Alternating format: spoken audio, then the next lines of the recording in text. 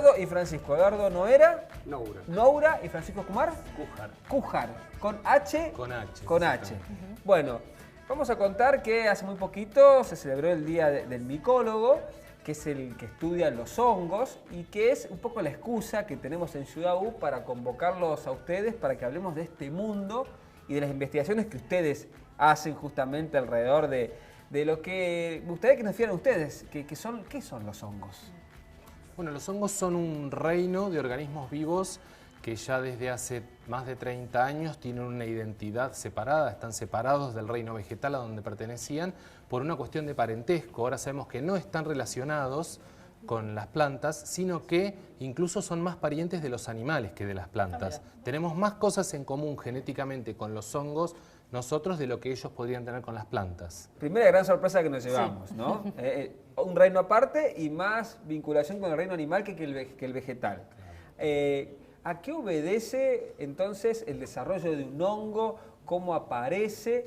Y si ustedes de estudiarlo aquí en Córdoba pueden decir que se conoce todo ya sobre este mundo o hay novedades que van ocurriendo todo el tiempo. Claro. Bueno, vamos a ir por partes. Sí. En general lo que vemos en esta época, que hay mucha humedad, ¿sí? Después del verano, es generalmente la fructificación del hongo, que vendría a serlo de alguna manera la fruta del árbol, ¿sí? Si ponemos en contexto, qué sé yo, un manzano, lo que nosotros vemos ahora en el pasto o andando serían las manzanas, pero no vemos el resto del hongo, que es la parte vegetativa, que generalmente está en el suelo. ¿Sí? Está ¿Y bajo la tierra? Exacto, es filamentoso. Las células se llaman hifas y son filamentos muy largos. Los tratamos como microorganismos. Es un microorganismo porque las vemos al microscopio, pero normalmente tienen una extensión muy grande por este tipo de filamentos que desarrollan y comienzan a degradar la materia orgánica que encuentran, en el caso de que sean hongos degradadores, y en el momento en que encuentran las condiciones adecuadas para reproducirse, emiten lo que nosotros conocemos como fructificación o esporoma, que es el término más correcto porque no son plantas, y entonces en ese momento es donde los empezamos a ver. Y que nos sorprende, decimos, ¿de dónde salió ¿De dónde esto? salió? Entonces estaban siempre allí. Estaban siempre. Claro. Entonces cuando la gente nos dice ¿por qué apareció este hongo que no estaba? Normalmente lo que ocurre es que empezó a fructificar por algún tipo de condiciones, pero en general estaba desde hace mucho tiempo allí. ¿Se sabe más o menos cuándo aparecen? ¿Tienen distintas épocas de acuerdo a las variedades? ¿Cuántas variedades puede llegar a haber de hongos? ¿Está eso calificado o se sabe? Bueno, hay algunas estimaciones, así como a nivel global, ¿sí? De lo que en realidad se conocen algo así como cerca de 100.000 especies. Bien. De todos los grupos de hongos, que es un grupo muy, muy diverso, pero se estima que ese número, o sea, en base a las especies que no conocemos, hay estimaciones que alcanzarían cerca a entre 1 millón y 5 millones. Wow. O sea que conocemos muy poco de la diversidad de hongos. ¿Cómo que se hay. reconocen los que se pueden comer? Porque hay mucha Ahí gente entramos tentada, al claro. punto del Bueno, es alimento. un tema muy polémico porque se van creando como mitos populares de cuál sería la receta para conocerlo y no existe, lo único que existe son maneras de conocer una especie. Si yo llego con una especie a saber el nombre, yo sé que esto es Coprinus comatus, yo entonces puedo informarme y ver que Coprinus comatus efectivamente es un hongo comestible. Pero no existe un método por el cual yo pueda saber si un hongo es comestible o no sin llegar a la especie. O sea, si no sabemos la especie, no podemos tener la precisión. ninguna manera. Porque el anillo, porque el color debajo Claro. del sombrero. No, esas No. son características que me van a llevar a saber qué especie es. Ajá. Pero a veces una persona viene con un hongo que nosotros determinamos que es un champiñón. Hay champiñones que se comen y champiñones que no. Entonces los que no, cuando uno los corta, se ponen amarillos. Pero esto solo funciona una vez que uno ya sabe que está dentro del género Agaricus, al cual pertenecen los champiñones.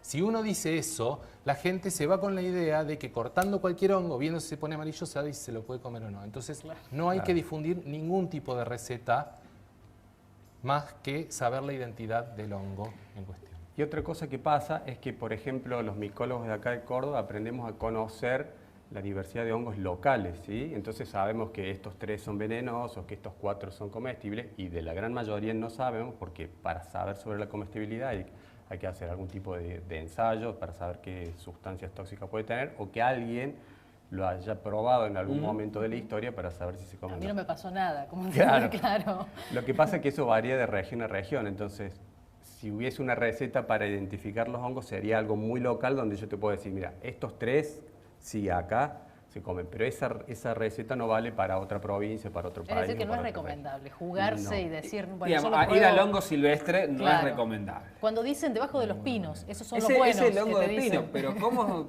tenés...? Claro, justamente los pinos, al ser plantas introducidas en nuestra provincia y en nuestro continente, no hay pinos en Sudamérica, han traído consigo hongos que viven en simbiosis con sus raíces y tienen una cantidad limitada de hongos que producen fructificaciones, entre ellos un hongo, un Suillus se llama, que es fácil de reconocer y la gente lo reconoce una vez que están acostumbrados. No es posible confundirlo con ninguna cosa venenosa. Entonces, no es que el conocimiento popular no sirva, la gente sabe qué hongo comer, el que consume habitualmente hongos. Claro. Solo que no existe una receta, o sea, esa especie es fácil de reconocer. Vos me decías antes de que empecemos la nota, nos llegan un montón de hongos en esta época del año. ¿A dónde les llegan? Porque contemos que ustedes están trabajando también investigando esta materia aquí en Córdoba. ¿Dónde ocurre eso? Nosotros trabajamos en el laboratorio de micología del INVIV y bueno, ahí existe un servicio de identificación de hongos, pero también tenemos una página web que se llama Hongos de Argentina y un Facebook al cual pueden llegar consultas que tienen que ver más con la fotografía de los hongos, entonces las identificaciones que se pueden hacer por ahí son informales. Cuando se trata de algo serio y formal, si alguien se intoxicó o alguien quiere saber específicamente de qué hongo se trata, eso se trabaja desde el laboratorio de micología, desde el INVIV. Hace unos años hubo noticias de un grupo de gente que se había intoxicado con unos hongos. Hay que también alertar sobre eso, ¿no? Que pueden ser hasta mortales en algunos casos consumir algún hongo que no sea apto justamente para el consumo. Tal cual. ¿Por qué es eso? ¿De qué está compuesto? El hongo, en particular, la única especie mortal que existe en la Argentina y es la única con la cual se han producido este tipo de intoxicaciones, tiene una toxina que se llama amanitina que destruye, ataca a nivel de los ribosomas y principalmente en el hígado. Lo que ocurre es que la gente lo consume. Eso provoca síntomas de intoxicación leve a las 4 o 6 horas y a las 24 esos síntomas ceden al rato y la gente no se preocupa más. Dice, bueno, ya está. Y a las 24 horas les agarra una pataleta al hígado y van a trasplante. Porque el hígado lo que hizo fue ciclar esa toxina, liberarla al intestino, se vuelve a digerir y a absorber y en 4 veces que pasa por el hígado la persona puede ir a trasplante.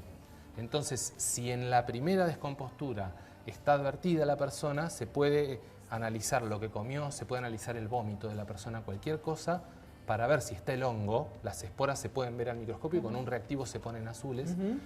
Y entonces lo que se hace es drenar la vesícula. Yo no sé bien los términos médicos, pero se drena la vesícula para ir sacando toda la toxina y se le dan pastillas de carbón.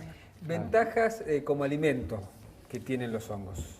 En particular son muy ricos en vitaminas D, no tienen muchas grasas saturadas, no tienen grandes cantidades de azúcares libres, no tienen glucosa, sacarosa en cantidades apreciables, entonces no son dañinos para la salud, los puede comer una persona diabética y tienen muchos antioxidantes. Las proteínas son, como dijimos, los hongos son parientes de los animales. Las proteínas son de alta calidad, se parecen a nuestras proteínas, que es lo contrario de los vegetales, que muchas veces son de más baja calidad y entonces tienen muchísimas propiedades medicinales y nutricionales.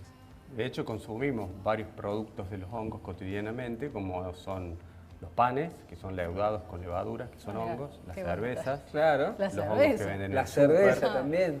Parte del procesamiento de los salames y eso tiene también algunos hongos en la cubierta que le terminan de dar ese sabor que viene de la maduración. La famosa mufa de la que le fiambre. llaman. Claro, Exacto. Claro. Entonces hay muchas cosas en las cuales estamos acostumbrados a comer productos que tienen algún proceso con hongos. No lo había pensado. No, la verdad que uno lo va incorporando.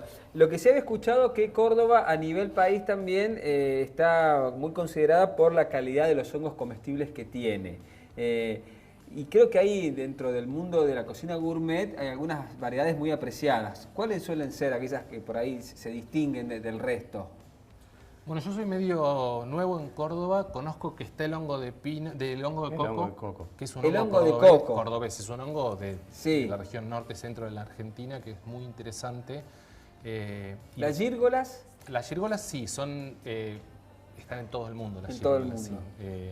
Y lo que se hace es cultivar aquí normalmente variedades introducidas, variedades comerciales. Nosotros producimos el inóculo, la semilla que se le vende a los productores para que puedan hacer, y cada vez se acerca más gente al INVIV a conseguir la semilla, la que llamamos semilla, que no es una semilla. y puede ir a lo mejor una persona que no se quiera dedicar a nivel de producción industrial, pero sí para tener en su casa y Como la adquirir, huertita de la casa, Claro, pero- Sí, de- la mayoría de las personas que se acercan con esa finalidad. Bueno, me anoto, entonces, Ahí está. para Nos poner acercamos, allí, sí. llevar allí. Bueno, digamos dónde están ustedes, así también la gente puede entrar al Facebook o a las redes sociales o a la página web, seguramente habrá muchos interesados en lo que estamos hablando. Bueno, el Bueno, laboratorio. específicamente estamos en el Instituto de Investigaciones Científicas y Tecnológicas de uno de los institutos que se llama INVIP. Está en Ciudad Universitaria, anexo al lado de la Facultad de Ingeniería o Ciencias Exactas, Físicas y Naturales. Ese es el espacio físico. Y después el instituto tiene una página que la pueden buscar como INVIP. Y después la página de Hongos Argentina. Hongos de Argentina es una página que corresponde a todo el país y cualquier persona se puede acercar, y en el caso de necesitar asistencia o identificación o cualquier servicio, redirigimos al INVIV o al instituto más cercano donde haya micólogos. Vamos a empezar a sacar fotos y vamos a Sí. mandarles a ellos. Buenísimo. Bueno, muchas Los gracias por la esperamos. visita. No, ¿Eh? muchas Gracias a gracias a ustedes ustedes por- por la Bueno, y la yo diría que oportunidad. tienen que volver para enseñarnos cómo cultivar. Tengo Ese es otro muchas capítulo, ¿no? consultas todavía, incluso algunas que me Sí. están llegando de algunos amigos sobre algunas especies que después les preguntaré. Bueno. Cuando ¿Eh? quieran, cuando quieran. Gracias, Eduardo, gracias, Francisco. No, gracias.